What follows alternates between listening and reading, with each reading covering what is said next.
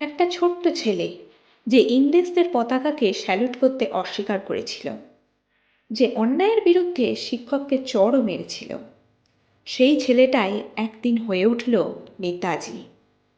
আজ শুনব বাল্যকালের সুভাষের 3টে অজানা কাহিনী। 1897 সাল, কটক, প্রোটেস্ট্যান্ট ইউরোপিয়ান স্কুল। একদিন ক্লাসে এক ইংরেজ শিক্ষক ভারতীয়দের নিয়ে অপমানজনক কথা বলেছিলেন। 10 বছরের সুভাষ আর চুপ থাকতে পারেননি। রাগে শিক্ষকের গালে সপাটে চড় মারেন। ফল, স্কুল থেকে সাসপেন্ড। কিন্তু বাবা জানকীনাথ বসু ছেলের প্রতিবাদকে সমর্থন করলেন। সুভাষ ছিলেন জন্মগত দেশপ্রেমী।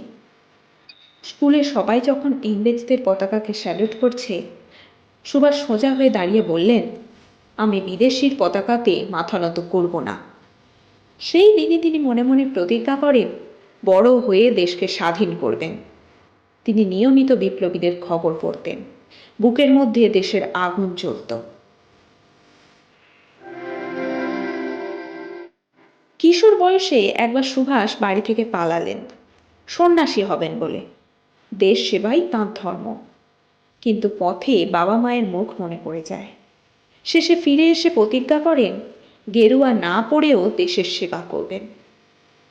এই 3টে গুণ, প্রতিবাদ, দেশপ্রেম আর ত্যাগ, এইগুলো নিয়েই তৈরি হয়েছিল নেতাজি।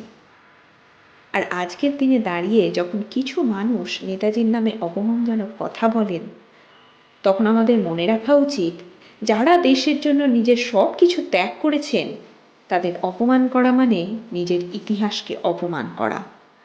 নেতাজি আমাদের গর্ব, নেতাজি আমাদের প্রেরণা। ভিডিও ভালো লাগলে জয় হিন্দ লিখে কমেন্ট করুন। আর এরকম আরও গল্পের জন্য সাবস্ক্রাইব করে পাশে থাকুন। বন্দে মাতরম।